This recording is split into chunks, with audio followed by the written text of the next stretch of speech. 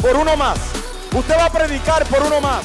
Usted va a hablar de Cristo por uno más. Usted va a ayudar a uno más. Usted va a restaurar uno más. Usted va a discipular uno más. Usted va a alcanzar uno más. Hasta que todos declaren que no hay nada mejor que ser cristiano.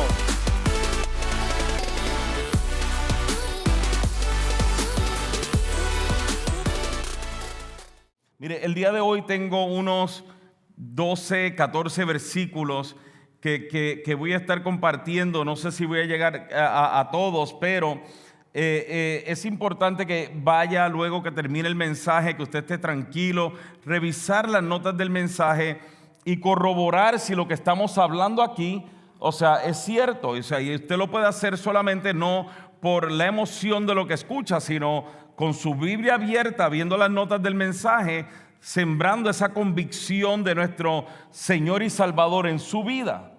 Entonces, usted puede bajar el app de Café con su cámara en uno de estos QR codes, si tiene iPhone o Android, pero no es solamente que tenga el app de Café, es que tome el tiempo para revisar las notas del mensaje, estudiarlos, y como siempre les digo, el Espíritu Santo les puede enseñar mejor que yo.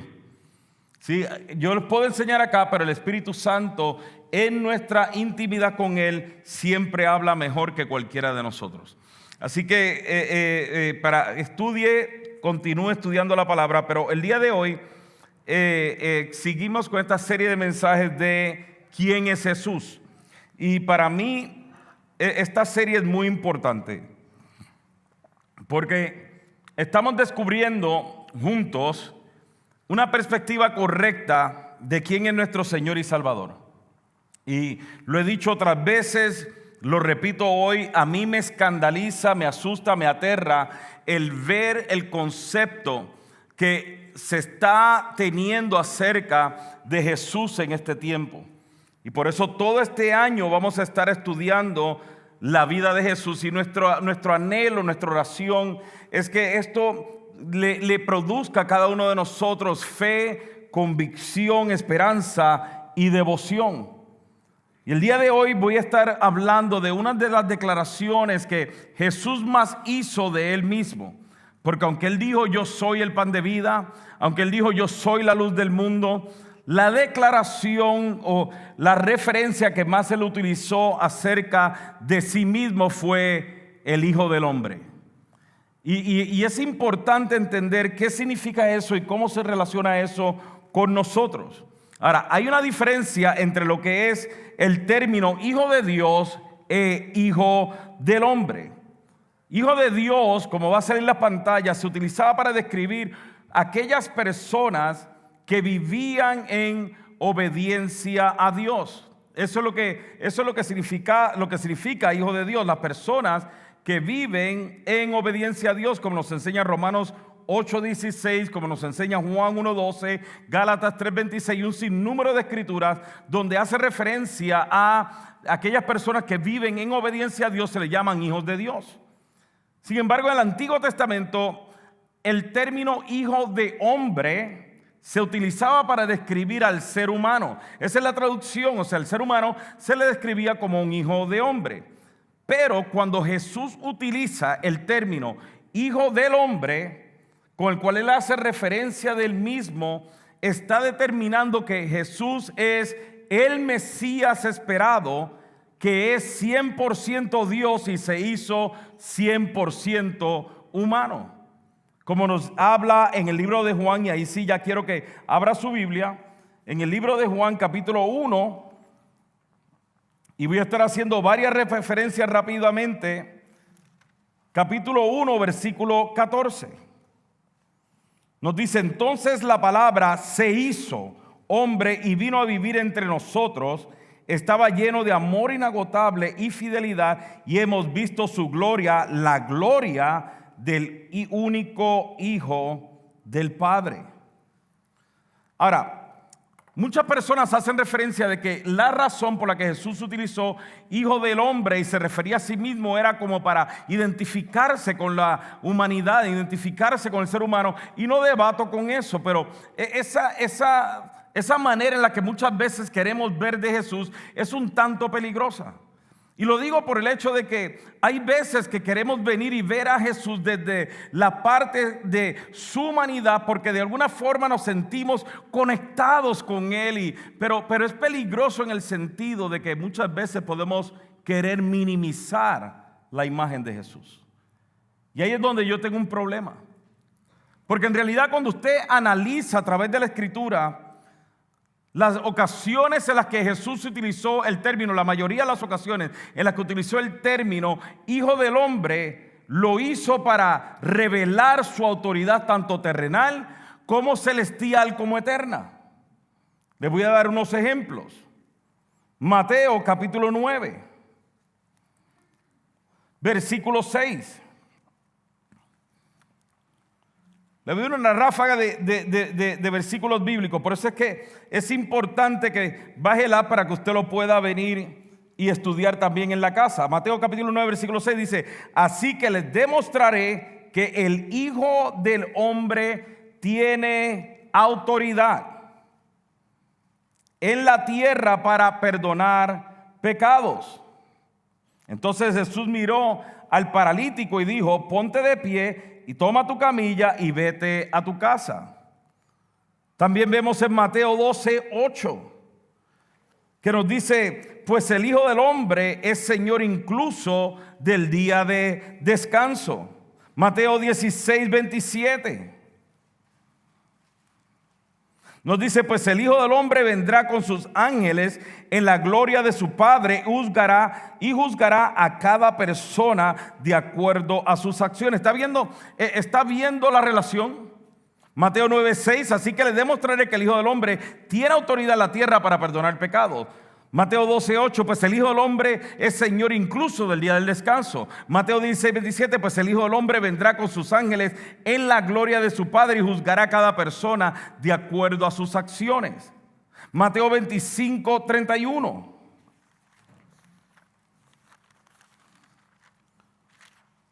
Nos dice así: cuando el Hijo del Hombre venga en su gloria acompañado por todos los ángeles, entonces se sentará sobre su trono glorioso. Todo esto nos revela que cuando Jesús hablaba acerca de que Él es el Hijo del Hombre, lo estaba haciendo como una declaración de su autoridad, de que Él es el Rey, Él es el Mesías.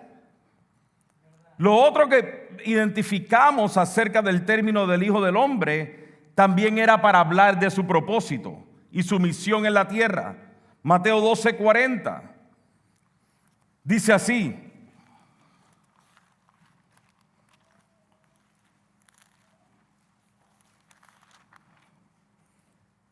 dice: así como Jonás estuvo en el vientre del gran pez durante 3 días y 3 noches, el Hijo del Hombre estará en el corazón de la tierra durante 3 días y 3 noches.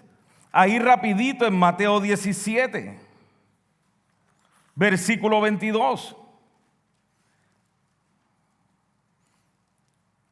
Dice: luego cuando volvieron a reunirse en Galilea, Jesús les dijo: el Hijo del Hombre será traicionado y entregado en manos de sus enemigos. Lo matarán, pero al tercer día se levantará de los muertos.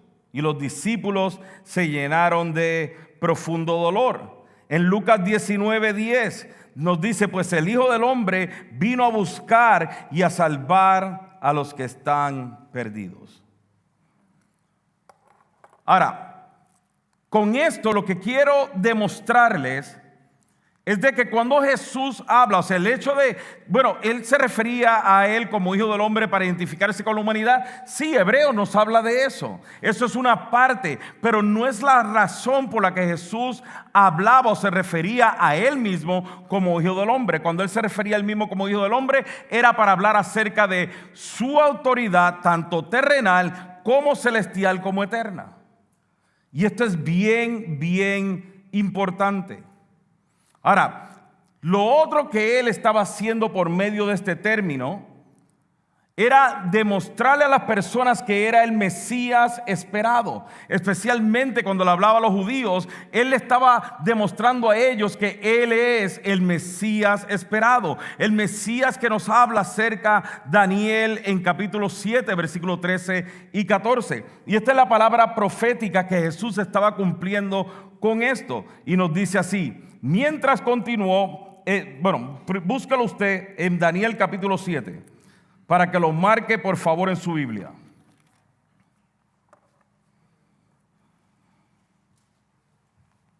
Dice, mientras continuó mi visión, esa noche vi a alguien parecido a un hijo de hombre descender con las nubes del cielo. Se acercó al anciano y lo llevaron ante su presencia. Se le dio autoridad, honra y soberanía sobre todas las naciones del mundo para que lo obedecieran los de toda raza, nación y lengua. Su gobierno es eterno, no tendrá fin, su reino jamás será destruido. Esto nos describe perfectamente acerca de el gobierno, la autoridad y la soberanía de nuestro Señor Jesucristo. Entonces, cuando los judíos lo escuchaban diciendo o refiriéndose a él mismo acerca del Hijo del Hombre, ellos sabían que había una profecía de Daniel que tenía que ser cumplida. Y ahí es donde Jesús está diciendo, yo soy aquel que cumple esa profecía de Daniel, porque yo soy el Hijo del Hombre, el cual su gobierno es eterno, no tendrá fin y su reino jamás será destruido. Todos esperaban el cumplimiento de esta profecía y Jesús en cada referencia hablaba acerca de quién Él es. Ahora, una de las áreas o una de las escrituras que más a mí me impactan personalmente acerca de Jesús referirse a Él como Hijo del Hombre está en Juan capítulo 5 y yo quiero que usted lea conmigo con detenimiento esta escritura en Juan capítulo 5.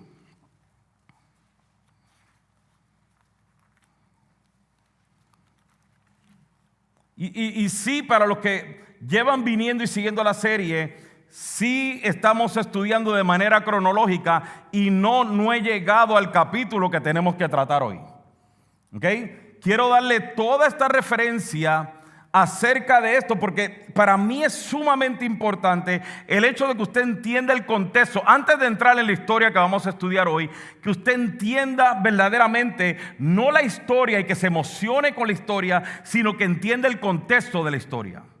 ¿Por qué digo esto? Porque lo que vamos a leer hoy, lo que vamos a estar estudiando hoy, si lo leemos desde el punto de vista de la escritura y la historia, generalmente sacamos de contexto la historia. Nos emocionamos con la historia porque nos relacionamos con lo que vemos, pero no tenemos el contexto correcto. Ahora, mire esto, Juan capítulo 5, versículo 24. Dice, les digo la verdad, todos los que escuchan mi mensaje y creen en Dios, quien me envió, tienen vida eterna. Ojo, nunca serán condenados por sus pecados, pues ya han pasado de la muerte a la vida. Y les aseguro que se acerca el tiempo, de hecho, ya ha llegado, cuando los muertos, mire este versículo, y voy a hacer un paréntesis aquí. Mire este versículo, y les aseguro que se acerca el tiempo, de hecho ya ha llegado, cuando los muertos oirán la voz del Hijo de Dios y los que la escuchen vivirán. Yo quiero que haga un paréntesis ahí, o quiero que haga un paréntesis aquí y escuche esa declaración. Ahora piense, mire lo que le está diciendo. Él está diciendo, va a llegar el tiempo, inclusive ya llegó el tiempo, en que cuando los muertos escuchen la voz del Hijo de Dios, vivirán. Ahora, ¿se acuerdan cuando Lázaro murió y estaba en la tumba? Luego de que Jesús habla con Marta y ahora Lázaro está en la tumba y Jesús dice, mueve la piedra, y luego Jesús hace una declaración similar a esta y dice, Padre, gracias por escucharme. Yo sé que siempre me escuchas, pero lo dije en voz alta para que ellos crean que yo soy el Hijo de Dios. Mire qué impactante esto, que Jesús está diciendo en Juan 5, ustedes van a saber que yo soy el Hijo de Dios cuando ahora los muertos resuciten por mi voz. Tiempo más tarde hay un muerto al cual un montón de personas asistieron a su funeral. 4 días de muerto. Jesús habla al muerto y el muerto sale y él le dice, gracias, dije esto para que no haya excusa de que ellos crean que yo soy el Mesías enviado. En otras palabras, les estoy dando la oportunidad de que tengan la evidencia de quién soy yo. Sin embargo, no hemos llegado al punto, era un paréntesis. Versículo 26 dice, el Padre tiene vida en sí mismo y le ha entregado a su Hijo ese mismo poder de dar vida y le han dado autoridad para juzgar a todos porque es el Hijo del Hombre. No se sorprendan tanto. Ciertamente ya se acerca el tiempo en que todos los que están en las tumbas oirán la voz del Hijo de Dios y resucitarán.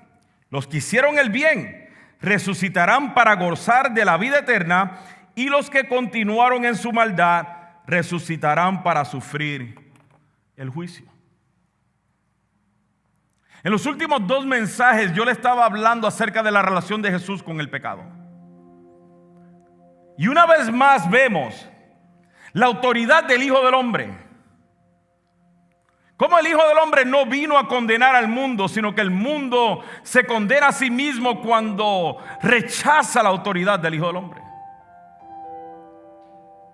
Y una vez más Él lo dice. Él dice, aquel que cree en mí y obedece mi palabra, resucitará para vida. Pero el que no, resucitará para juicio. Esa es la autoridad del Hijo del Hombre. Ahora, lo que vamos a estar estudiando hoy está en el libro de Juan capítulo 9.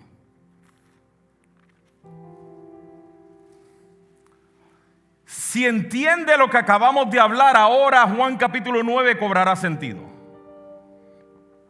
Porque en Juan capítulo 9 nos dice el versículo 1, mientras caminaba Jesús vio a un hombre que era ciego de nacimiento.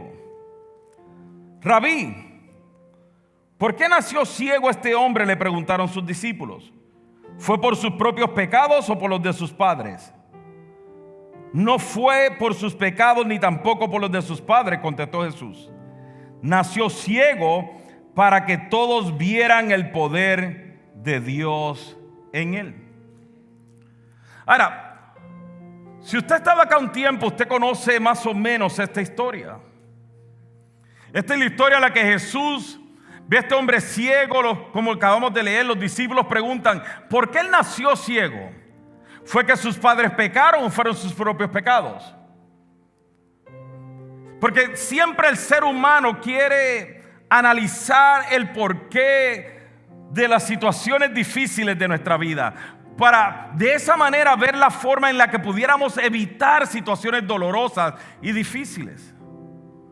Y yo le he dicho antes y lo sigo diciendo, y yo sé que no es popular esta posición, pero Dios no nos ha dicho jamás en la Escritura que no sufriremos situaciones difíciles y calamidades. Pero siempre queremos tener, ¿por qué? ¿Qué fue lo que hizo?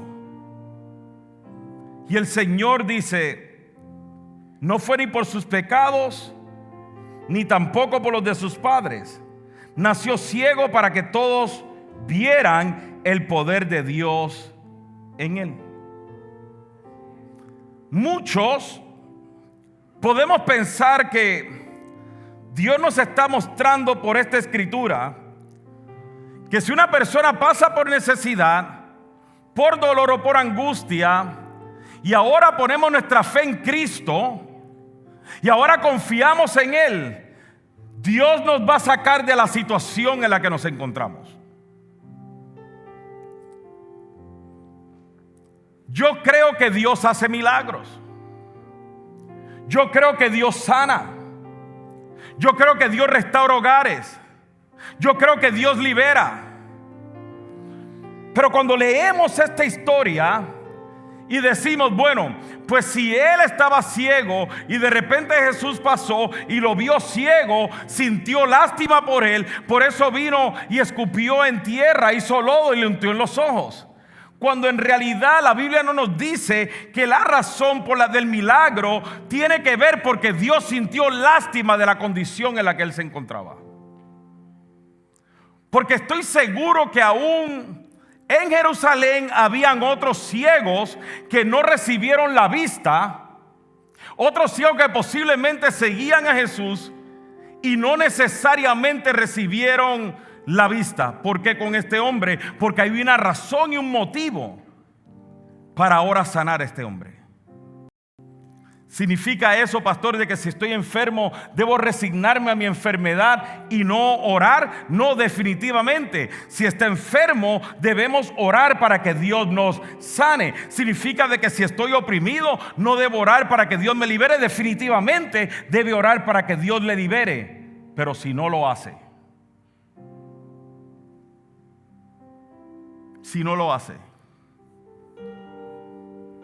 entonces, si no entendemos el contexto correcto del por qué esto está sucediendo, ahora nos frustramos cuando Dios no hace lo que yo le pido que haga por medio de mi oración. Porque pensamos, bueno, pues si sanó este hombre escupiendo en tierra y untándole lodo. Y por eso vemos un montón de personas que van a diferentes países y ven una persona ciega, escupen en tierra, le untan y dicen, ahora ve y lávate. Pensando que el contexto de la historia está en la ceguera del hombre.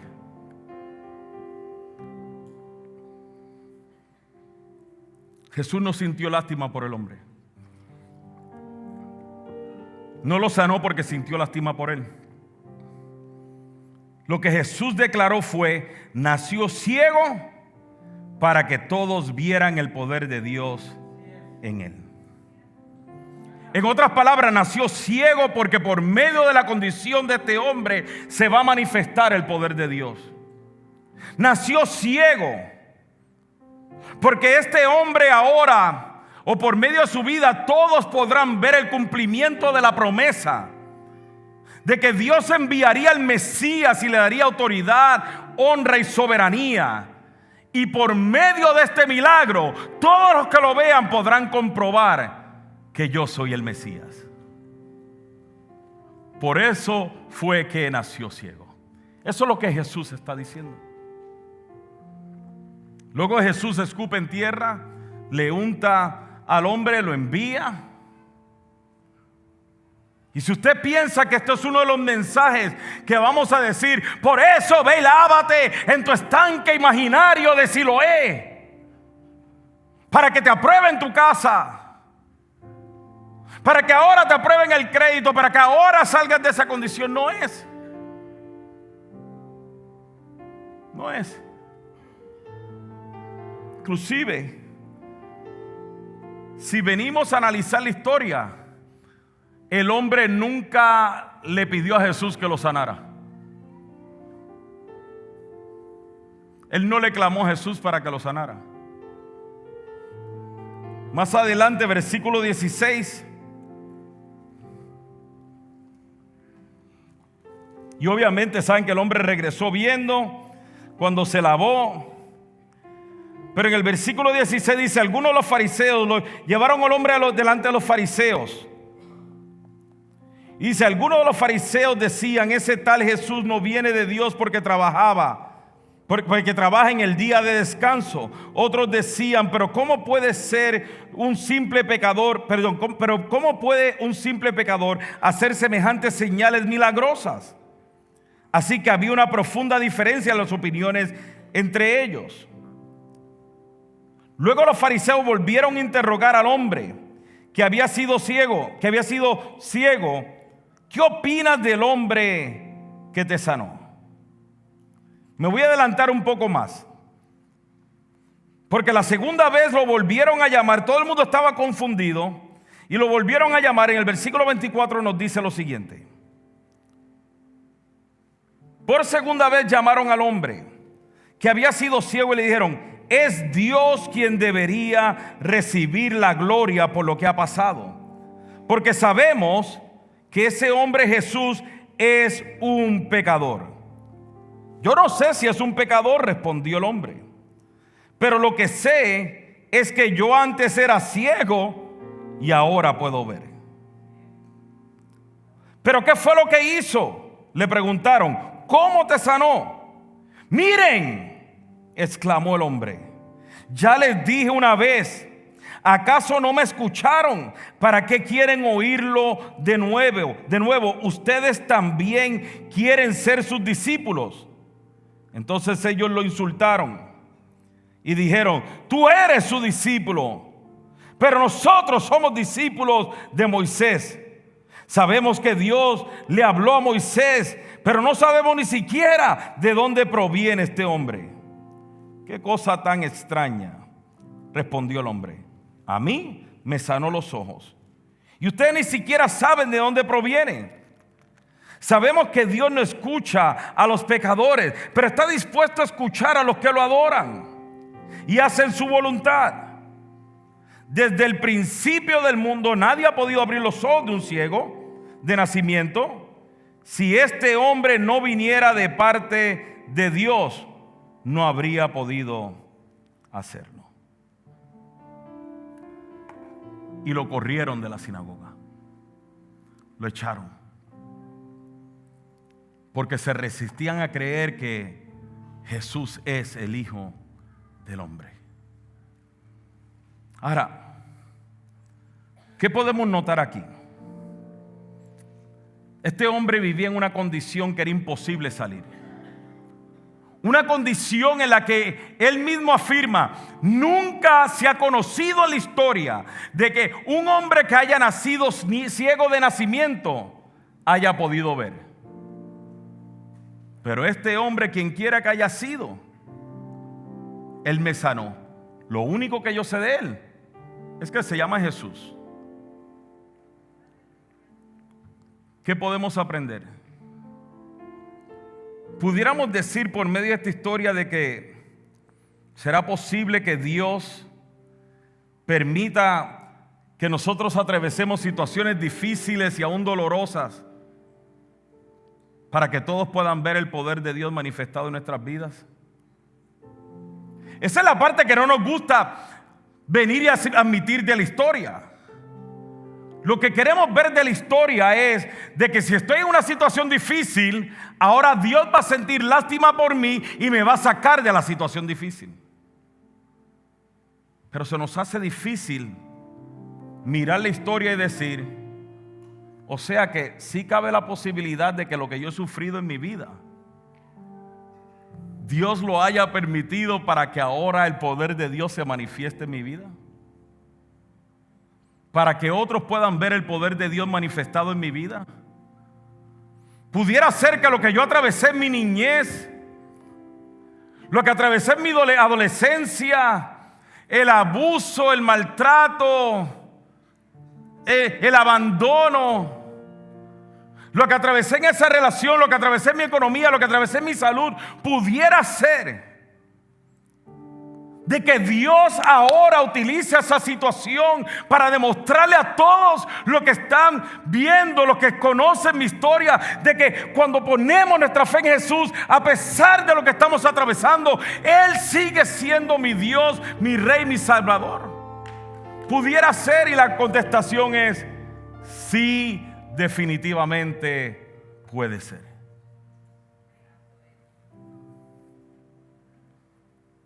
Pudiera María Martínez decir: wow, esos años de abandono, que lo dice de cada rato, ese tiempo en el que ahora mi esposo me abandonó y se fue con otra mujer y luego regresó. Es lo que ahora nos ha llevado a vivir una relación más unida. ¿Pudiera ser eso?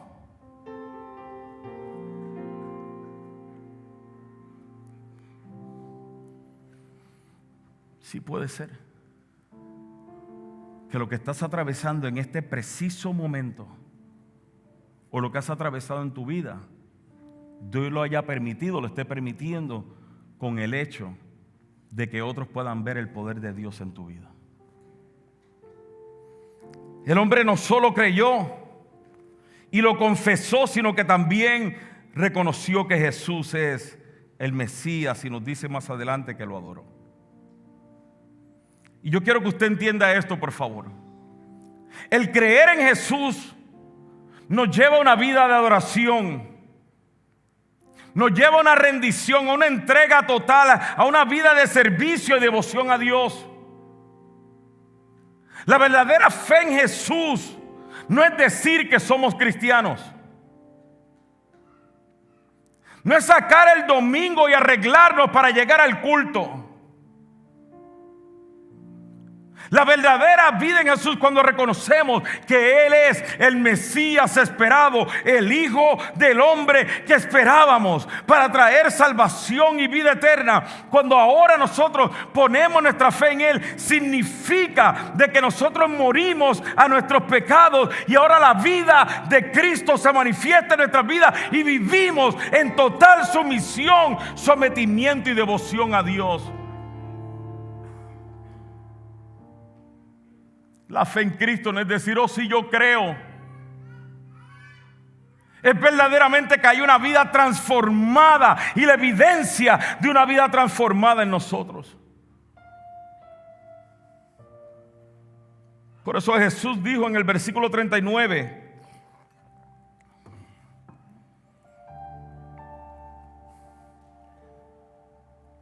dice, versículo 35, él lee del 35. Cuando Jesús supo, ponga el versículo 35. Cuando Jesús supo lo que había pasado, encontró al hombre y le preguntó. Y le hizo una pregunta muy clara: ¿crees en el Hijo del Hombre? ¿Crees en el Hijo del Hombre? ¿Quién es Señor? Si usted se fija, él todavía no conocía.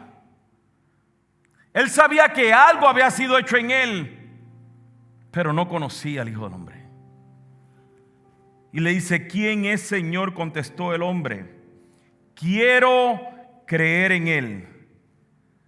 Versículo 37 dice, ya lo has visto y está hablando contigo.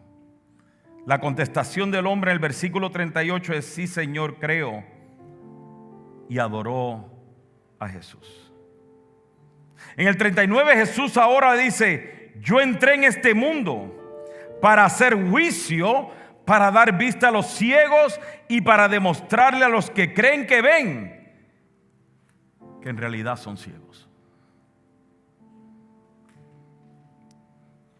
Cuando hemos puesto nuestra fe en el Hijo del Hombre, tiene que haber una transformación en nuestras vidas. Nuestra fe no es simplemente el mero intelecto o conocimiento de quién es Él, sino que nuestra fe se afirma cuando reconocemos verdaderamente que tenemos una necesidad de salvación, una necesidad de reconocer que sin Él estamos perdidos, que estamos ciegos y en miseria y en ignorancia espiritual y oscuridad. Y pareciera que el día en que le entregamos nuestra vida a Cristo lo entendimos, pero pareciera que mientras más vamos caminando en Cristo, como que nos desviamos de aquella necesidad que tenemos de que Él es el Hijo del Hombre.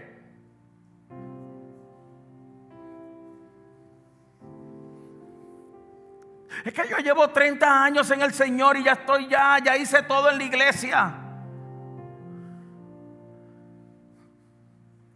Es que ya yo he servido, es que ya yo he tomado esos discipulados. Es que yo tengo otras prioridades en mi vida. ¿Cómo vamos a tener otra prioridad más que el reconocer que Él es el Hijo del Hombre y que Él viene a hacer juicio y que un día tendremos que estar delante de Él para ver qué hemos hecho con nuestra vida?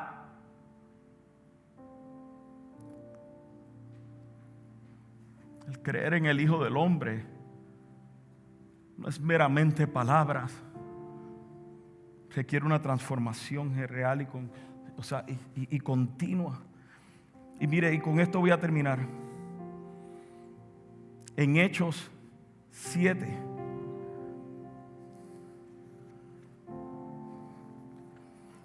cuando Esteban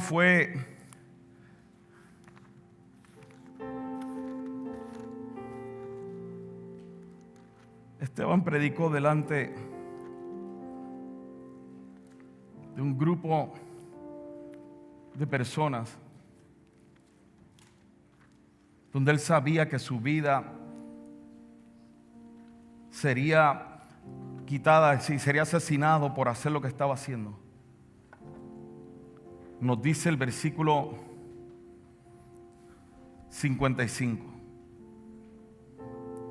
que ahí cuando Esteban estaba a punto de ser apedreado, dice: pero Esteban, lleno del Espíritu Santo, fijó la mirada en el cielo y vio la gloria de Dios y vio a Jesús de pie en el lugar de honor de la derecha de Dios. Y mire la declaración que hace Esteban cuando ve a Jesús de pie a la derecha de Dios. Dice: y les dijo: miren, veo los cielos abiertos y al Hijo del Hombre de pie en el lugar de honor a la derecha de Dios. Dice, vio a Jesús, pero ahora cuando le declara a todo el mundo, dice: veo al Hijo del Hombre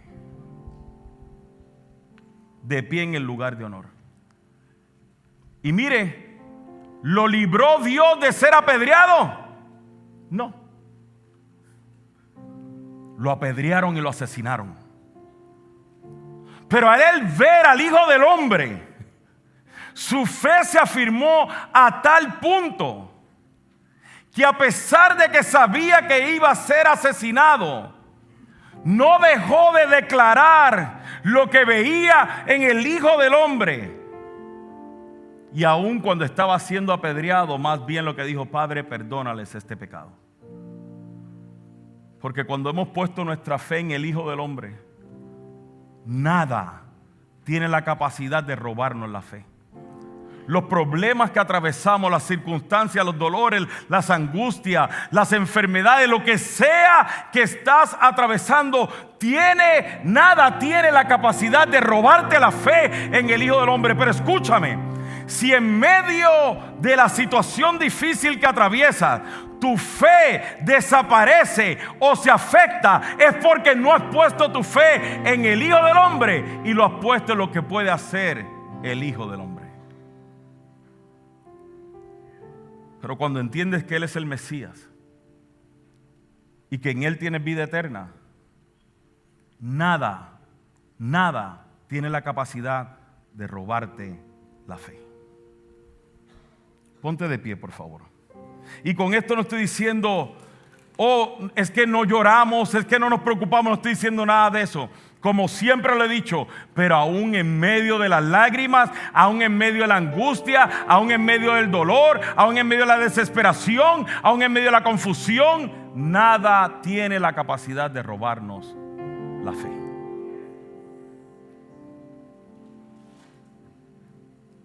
Porque la convicción que tenemos es superior al dolor que sentimos.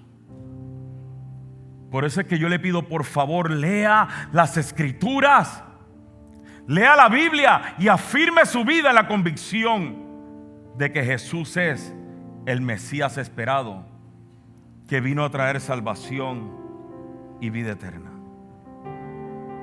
Cierren sus ojos ahí donde están, por favor.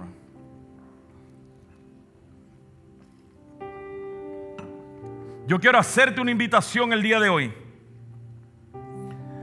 a que si tú no le has entregado tu vida a Cristo, a que si tú no le has puesto tu fe en Cristo, yo quiero invitarte a que este día tomes una decisión de hacer como este hombre cuando se encontró con Jesús y Jesús le preguntó, ¿crees en el Hijo del Hombre? Le dijo, ¿quién es? No lo conozco, pero ¿quién es? Y él le dijo, lo estás viendo. Y él dijo, creo. Y su vida jamás fue la misma. Toma en cuenta mientras tiene sus ojos cerrados que cuando su vista le fue de vuelta, aún él se sentía vacío. Pero en el momento en que ahora se dio cuenta quién es el Hijo del Hombre, el Mesías, el Salvador, su vida jamás fue la misma y adoró.